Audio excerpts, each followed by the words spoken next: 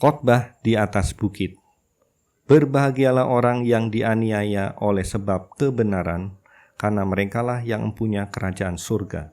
Matius 5 ayat yang ke-10. Yesus tidak memberikan kepada para pengikutnya pengharapan untuk memperoleh kemuliaan dan kekayaan duniawi, dan untuk memperoleh suatu kehidupan yang bebas dari pencobaan.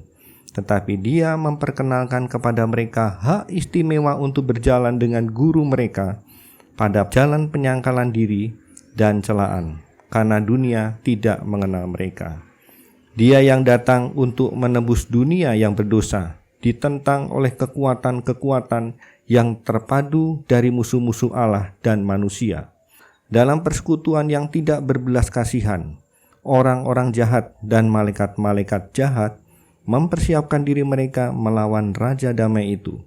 Walaupun setiap firman dan tindakannya meniupkan kasih ilahi, ketidakserupaannya dengan dunia menimbulkan permusuhan yang paling sengit, karena Dia tidak akan memberi izin untuk mengumbar hawa nafsu kebiasaan kita. Bangkitlah perlawanan dan permusuhan yang paling sengit. Begitulah dengan semua orang yang akan hidup suci di dalam Kristus Yesus antara kebenaran dan dosa, kasih dan kebencian, keaslian dan kepalsuan. Terdapat pertentangan yang tidak dapat ditahan. Apabila seseorang menunjukkan kasih Kristus dan indahnya kesucian, dia sedang menjauhkan warga-warga kerajaan setan, dan raja kejahatan muncul untuk menentangnya. Penganiayaan dan celaan menunggu semua orang yang dikaruniai dengan Roh Kristus. Sifat penganiayaan berubah dengan zaman, tetapi prinsipnya roh yang mendasarinya adalah roh yang sama yang telah membantai orang-orang pilihan Tuhan sejak zaman Habel. Apabila manusia berupaya rukun dengan Allah, akan mereka dapati bahwa serangan terhadap salib itu tidak berhenti. Kerajaan dan kuasa dan roh-roh jahat di tempat-tempat yang tinggi dipersiapkan melawan semua orang yang menurut kepada hukum surga. Itu sebabnya sebegitu jauh menyebabkan duka cita, penganiayaan harus membawa sukacita kepada murid-murid Kristus. Karena itu merupakan bukti bahwa mereka tengah mengikuti langkah-langkah guru mereka.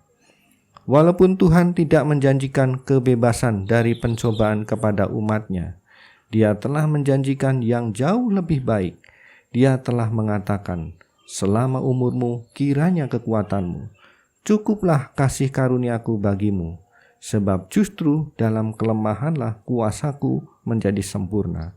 Ulangan 33 ayat 25 dan 2 Korintus 12 ayat yang ke-9. Jika engkau dipanggil supaya pergi melewati perapian yang menyala-nyala untuk kepentingannya, Yesus akan hadir di sampingmu, sebagaimana Dia bersama-sama dengan ketiga orang muda yang setia di Babel. Mereka yang mengasihi penebus mereka akan bersukacita pada setiap kesempatan bersama Dia menanggung penghinaan dan celaan. Kasih yang mereka tujukan kepada Tuhan mereka membuat penderitaan untuk kepentingannya manis. Sepanjang zaman, setan telah menganiaya umat Allah. Dia telah menyiksa mereka dan membunuh mereka. Tetapi dalam kematian mereka menjadi para pemenang. Mereka nyatakan dalam iman mereka yang kukuh, seseorang yang lebih kuat daripada setan. Setan dapat menyiksa dan membunuh tubuh, tetapi dia tidak dapat menjamah kehidupan yang disembunyikan dengan Kristus di dalam Allah. Dia dapat mengurung dalam tembok-tembok penjara, tetapi dia tidak dapat mengikat semangat atau roh. Mereka dapat melihat melewati kegelapan sampai kepada kemuliaan. Seraya berkata, sebab aku yakin bahwa penderitaan yang zaman sekarang ini tidak dapat dibandingkan dengan kemuliaan yang akan dinyatakan kepada kita. Sebab penderitaan ringan yang sekarang ini mengerjakan bagi kami kemuliaan kekal yang melebihi segala-galanya, jauh lebih besar daripada penderitaan kami dicatat di Roma 8 ayat 18 dan 2 Korintus 4 ayat 17. Lewat penderitaan dan penganiayaan, kemuliaan, tabiat Allah dinyatakan dalam orang-orang pilihannya. Gereja Allah yang dibenci dan dianiaya oleh dunia sedang dididik dan disiplin dalam sekolah Kristus. Mereka berjalan di jalan-jalan sempit di dunia. Mereka disucikan dalam api penderitaan. Mereka mengikat Kristus melalui pertentangan-pertentangan yang menyakitkan. Mereka menjalani penyangkalan diri dan mengalami kekecewaan yang pahit.